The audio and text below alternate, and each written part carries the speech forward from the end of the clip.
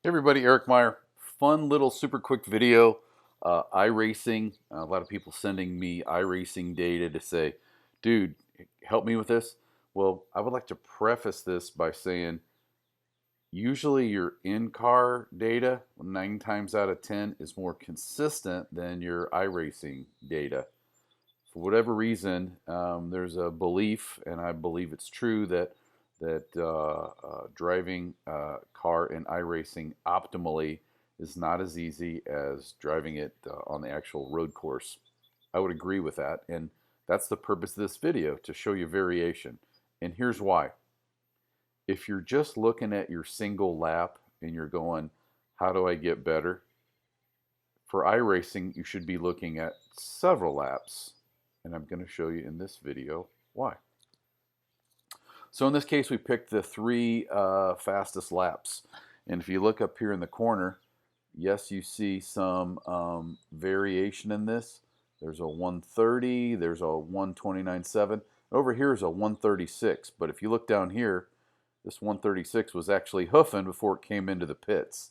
So for the most part, these are three somewhat distant, somewhat similar laps, except for that last one down here, right? It pulls into the pits. So this run right here is shot, it's toast, and that explains why this thing's off by several seconds. But the data is still good for comparison. So here we go, we got 3 laps. I just want to show you some stuff. So here we go, my favorite. We got lat, we got GPS speed, we got long. Keep in mind, we have every channel under the rainbow here.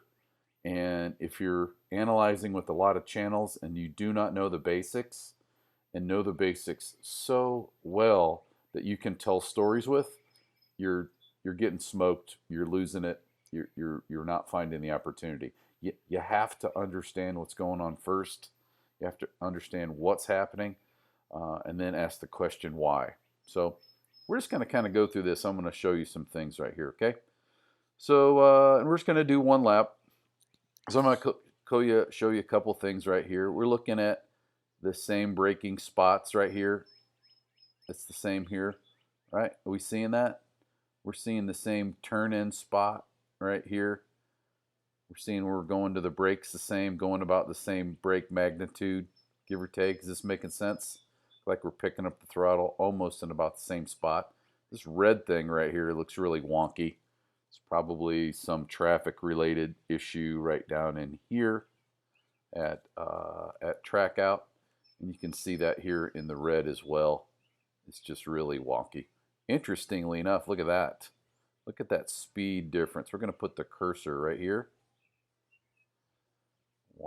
And which is right here. Check this out. This is really interesting.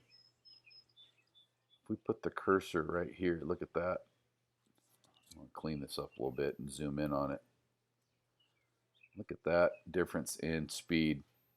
Holy smokes-a-rama. I want to put the cursor right in here. Look at that. How was that able to happen? Holy smokes-a-rama. That's crazy, right? That's something to think about. Here we got some different points where we're some interesting variety of things. Let's put some cursors down in here and see what part of the corner we're in. It's just a lot of variation. Maybe traffic, maybe not. But here's something really interesting. Looks like there's 2 VMIN speeds right here, possibly in the green one right here. Which explains how the green one might be able to go to throttle early. Do you see that? It's like this is all pretty much the same lat loading, except for this green one takes off quite a bit earlier. Let's look at all the way down the back straight here and see what's happening. Who's got the better run? Looks like the purple run at 154. Everybody see that right here? Right before brakes. They're all pretty close. Let's just look at that 54. Let's go all the way back here and see what's up with the purple. I'm going to go all the way back here and say, interesting. There's the purple there. Look at that. Purple is the bottom value right about here. right here. And if we look right here, this can be explained how the purple value was the lowest speed right here, but the highest right here. And we want to go and we're going to look right in here. Let me make sure everybody understand this. You remember, right, the purple was the lowest speed coming off the corner, but the highest right here. This is what you got to be able to see. It's got to make sense to you. You need to see these things right here. So here's what I see. I see a purple with this slow build right here. And I see a green with a build and a stop and a pause and then a go. And I see a red right here with a throttle and then a up coming down. So this really goes back to the whole HPD principles, right? You want to go to the throttle and you want to stick with it. And in this case, the slowest guy got out of here and he had the fastest terminal. Interesting, huh? So it's not so much, well, it's really never. It's never so much how early you can go to throttle back in here. It's when you can go to full throttle and hold it. And let's see if we can find any interesting stories back in here where because of the variety in iRacing here. Let's see if we, oopsie. Let's see if we've got any stories on here where the throttle. Look at that purple. Okay. So looky here. I want you to look right in here. And we're going to put the cursor right down into about here. I want to show you the variety of coming off brake, right? And that green guy's going to throttle and he's holding. So green is accelerating, then coming off. Do you see that right there?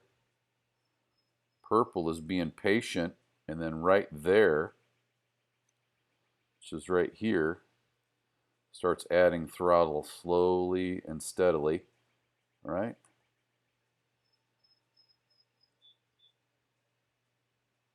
The red one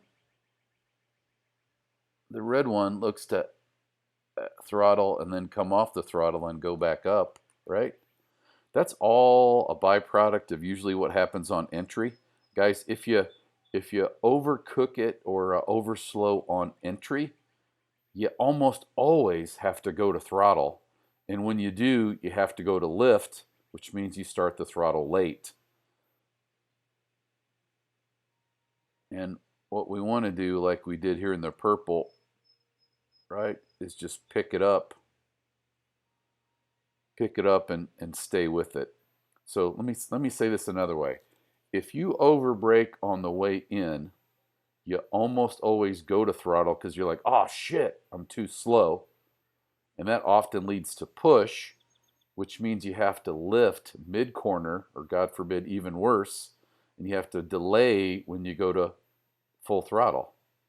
So often that real issue of getting out down a back straight or a priority corner is really what happened on the way in is the problem.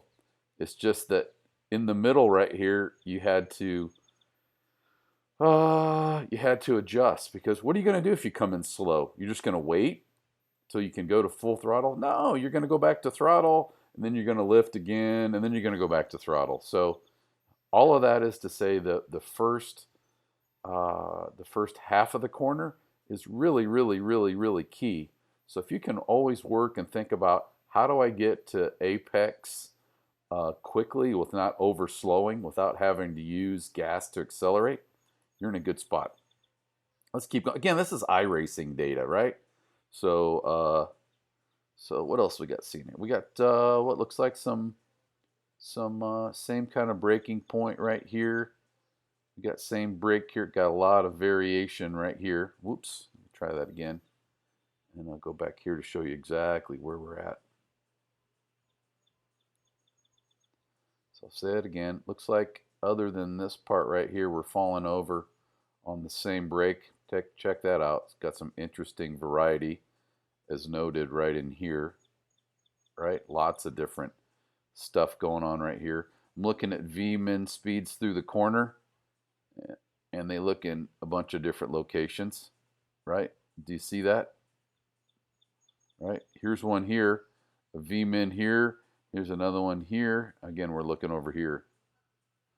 Check out that track map on the far right. Here's a V-min on entry. Here's a V-min right here before apex, and here's a V-min just after apex. Pretty interesting, huh? Okay, what else will we see here? We see about the same terminals, right? We see this interesting red guy going on. A lot of variation. Remember, this is the locations on the track. Here's a min, here's a min, here's a min. Not only are they different locations, but they're quite a bit different values. Okay, we see that? So if you're getting the idea that it's about variation in iRacing, well, you're right. You know, take a look right here and right here, and then here's some mins down here. Right, these are nice values of the same one. Pretty close. Look at this. This is got some same trend lines in here for lateral. Looks like right in here, right? At the same speed right here. All right, same kind of shape, just variations in what would be the pedals, right? Looks like there's more variations in the feet than in the hands in this total outing so far. All right, so I would be looking there. Throw away this green thing. These shapes are somewhat similar, right? As these are, except for this green thing. And wow, that's some crazy stuff here. And how we come off the brake and then go back to brake. Again, I think the opportunity for this driver for iRacing is to look into what the feet are doing, which is normal, by the way. This just happens to be exacerbated in this. We'll throw away all this stuff. Let's see what happens when we look all the way down here. One of my favorite corners right here. Awesome. We're going to look at this high speed area right here and see kind of variety we have in this. So here we're approaching. Got a couple different approach speeds before braking. Looks like a 3 mile/hour difference.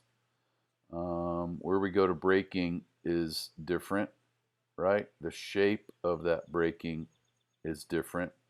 The magnitude of the braking is different, and how we come off of it, right? See a lot of stuff, right? Look at our speed delta just right here. What is that, 12 miles an hour? Let's put the cursor right there. 12 miles an hour on exit. What about at apex? Let's take a look at apex. We're in right about there. Everybody see that? Talking about right in here. V-min speed. There's a 12 mile an hour difference, give or take, plus or minus. And yes, I know this green lap is going into here. I know that. So we're probably slowing down right here. We could be. Yeah, we are. It's just an idea, because they're all the same right here. We're hoofing right to here. And actually the green one, look at this. The green one, before it pulled into the pits and slows down, was actually the one that was hauling the mail. The fastest one from right here forward. So there's your variation, you know, just some simple variation. If you're looking at your iRacing data, just don't look at one lap and go, how do I go faster? See the magnitude of your variation. And there's a couple ways to do that. That's the magnitude in the number, as in the mile per hour or the G, right? The magnet, and look for the variation this way in distance, right? So which one's greater? This one, as in, you know, this data right here, that looks pretty much the same, right? Here's a combination of magnitude up and down of the value and location, right? So there's two things: location, right, and whatever the value is. Value as in mile per hour or G. In this case, we see both, right? And variation right there. So for iRacing, look for V. V's variation. At least it is for me. I'm Eric Meyer. Hope you're doing well. Send me your data. Subscribe, like this video, check them out. Remember to learn the big three. That's all we're doing right there. Even though we got 5 billion channels on iRacing, we're only using the three. Need to know the three, big three, before you move on. I'm Eric Meyer. We will talk to you later.